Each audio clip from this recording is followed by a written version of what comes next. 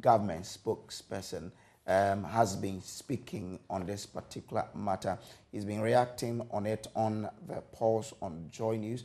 He's been speaking to MFR. He says the justifications so far for Ofori-Atta to step down are neither here or there, nor there. Many critics, including former President John Mahama, have called for him to be sacked after running the fiscal space into a crisis. But he says he disagrees. He spoke on the probe with MFR Appel.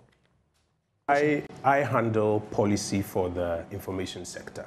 If I say categorically, for example, that in the new broadcasting bill that we are working on, there will not be X or there will not be Y, and I finish, in the structures of government, I will go to cabinet and it will be put before the entire cabinet, which is an advisory body to the president. And the president and cabinet and the president and his other advisors will look at all that I'm saying, and he has every right, every power, because he's the one we voted for, to say, I hear you, but I disagree with this position, minister. This is the decision that we're going to go by. And we line up and we execute that decision. And I don't think there's any harm in that scenario. I think this is the appropriate time that you will take a decision like this.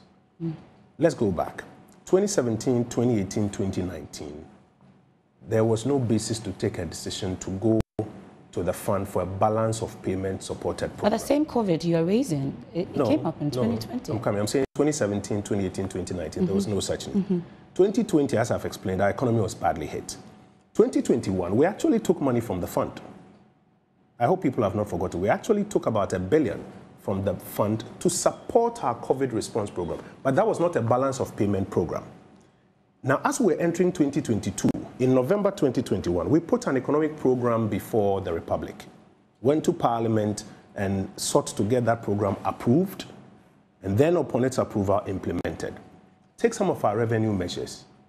Where ordinarily you would expect revenue measures to pass, let's say in November, December, so that by the 1st of January, implementation starts, and then you can build the revenues and the buffers that you are looking to deal with, for example, my brother's national service allowance, or the cost of living allowance, as my colleagues are asking for.